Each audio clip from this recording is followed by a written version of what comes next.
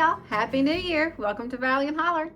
I'm Dee, and I know it probably sounds strange being that we are almost in February to still be saying Happy New Year, but y'all have not seen us in a while, and you're probably wondering a little bit about that. We did do some filming over the summer.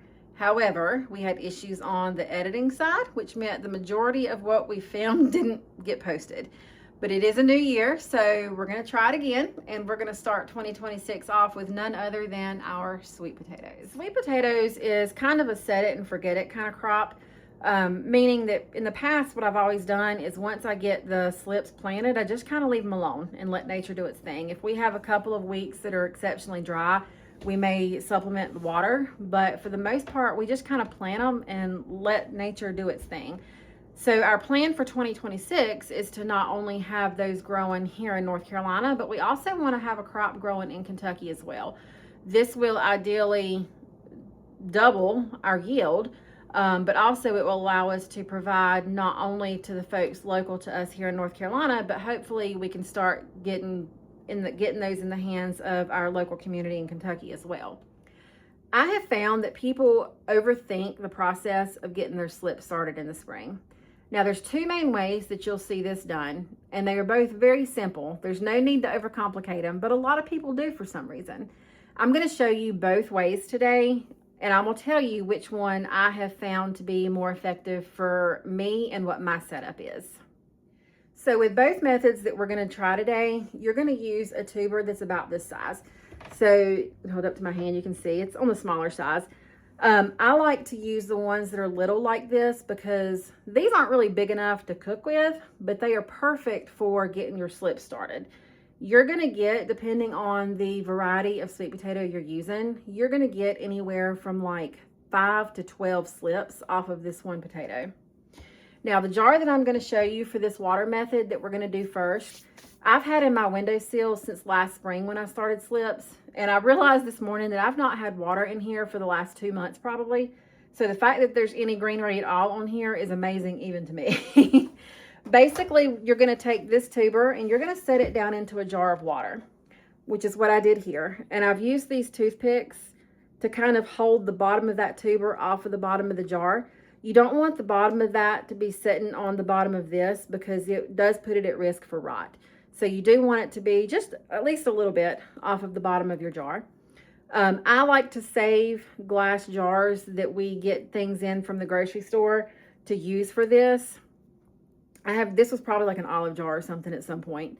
So over time, what's going to happen is you're going to see these little buds right here. These are your slips. They're going to start to pop up on, usually it's going to be on the end that's sticking out of the water. Sometimes you'll see them coming up from down here. The potato itself will develop a little root system. So when your slips get to be about 6-ish inches long like this, you're literally just going to pluck it off, okay? And then you're going to stick that end there down into its own jar of water, and this will develop a root system just like the tuber did. This slip and the root system that comes off of it, that's what you're going to plant in your garden, and it will become its own potato over time. Sometimes they will grow incredibly long. I do usually line my windowsill, and you can see probably from here I've got dead leaves on my windowsill from this. I do usually line my south-facing windowsill with jars like this and just let them grow and constantly keep water in it. Like I said, that was left over from last spring, so the fact that there's anything at all growing on that is amazing to me. I did just pour some more water in there. We'll see what happens. You know, I'm all about a good experiment around here. Now, this is what I call the dirt method. Several years ago, like 3-ish years ago, for whatever reason, I wasn't getting the results that I normally would off of using the jars of water. I don't know what was any different about that year, but for some reason, I just wasn't getting the same results. So I went to the internet to find out what could I do to speed up that process. How could I get more slips in a short amount of time? And what I found is there were a lot of people online who were starting their tubers in dirt and getting slips that way, and they were having pretty great success with it. So I mentioned it to Chris, and he said that he could remember his grandmother using dish pans to start slips in. So I found just an aluminum roasting pan that I had extra, who knows from where, and threw some dirt in it, stuck some tubers in, and lo and behold, my slips took off like crazy. All right, so for this, you can pretty much use any size container you want. As you can see, this is just a lasagna size aluminum pan that I picked up at Walmart this weekend. And yes, this is just some bag dirt. Whatever dirt you want to use in here is fine. Guys, this is so easy. Take your tuber and just nestle it down in there. You don't have to cover it completely, just kind of come up on the sides some. This is it. This is seriously all you are going to do with this method. And what's going to happen is you're going to keep the dirt kind of damp. It doesn't have to be saturated, but keep it damp. Just like you would if this was out in the wild. Sometimes I do push these all the way down to the bottom of the pan. Sometimes I don't. Both ways are fine.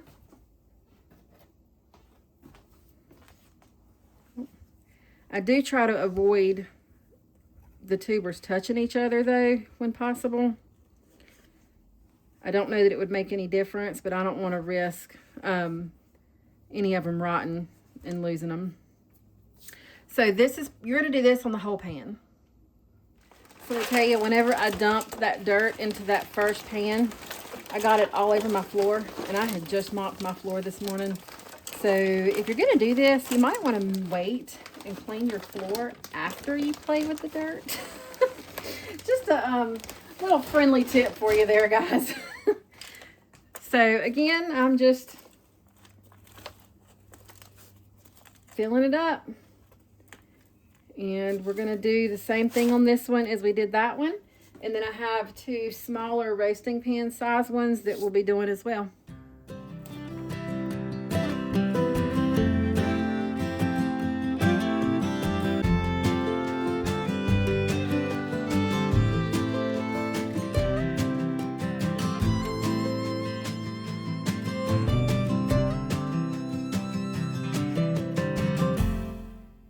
So once you've got all of your tubers in the trays that you're using, you are going to get this good and wet the very first time that you water it, because as you guys know, if you're especially using bag dirt, you really need to get that dirt saturated because it's been bagged up and dried out.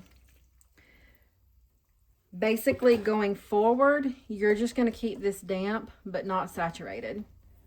As these start to put out the slips, it's going to be just like what we did with this. Once they get to be about 6-ish inches long, you're going to just pluck the slip right off of the potato and then stick that down into a jar of water so that it can develop a root system. Now, one other thing that you can do to start slips is to plant your tuber directly into the garden. So if you don't have a space like this where you can have trays sitting out, maybe you don't have a sunny south-facing windowsill for you to put the jars in, that's okay. You can take the tubers that are about the size of what we used here and just plant those directly into the garden. That does work. My mother-in-law prefers to do hers that way. Well, for one, where I sell slips, I kind of need to start mine ahead of time. But if you don't have a setup like this and that's not doable for you, that's okay. You can definitely take these tubers and put them directly into your garden, and you will still get a harvest at the end of the season. Y'all, I'm trying so hard to ignore this dirt that is on my floor until I get done filming, but it is driving me crazy on my clean floor. Do I have a preferred method? Yes, I do. Now, keep in mind, up until about 3 years ago, this right here was all that I knew. So, Belle's drinking water. When people would ask me how to start slips, this is what I would tell them to do. And that's fine. You're still going to get great production that way. But I find that for our needs, this dirt method seems to work better. Not only do I end up getting more slips out of this, but I feel like they come out looking healthier as well. If you are in a position where you've got the amount of space to do a setup like this, then this is what I would recommend that you go with. But again, if you don't, if all you have is a sunny windowsill, then there's nothing wrong with doing this right here. This has served us well for almost 20 years. And I will probably still do some slips this year in jars just because it's what I've always done. But I feel like for overall, the dirt method is going to be the better option for us, and it's what I would recommend to people going forward. Now, I know some of you guys are sitting there thinking, how can I get a hold of some Georgia Reds? And I'm glad you asked. Last several years, we have been able to offer slips for sale, and that will be no different this year. As long as these guys produce like they normally do, we'll have slips available in the spring. Shipping charges will apply if you're not local. If you are local, pickup will be free. And then in the fall, once we get the harvest in, we will offer potatoes by the pound. Again, if you're local, pickup is free. If we're shipping it to you, shipping charges will apply. So that's it for this video, guys. I hope you learned something today. And as always, if you like what you see, be sure to like, subscribe, and share it with a friend. And we hope to see you back here soon.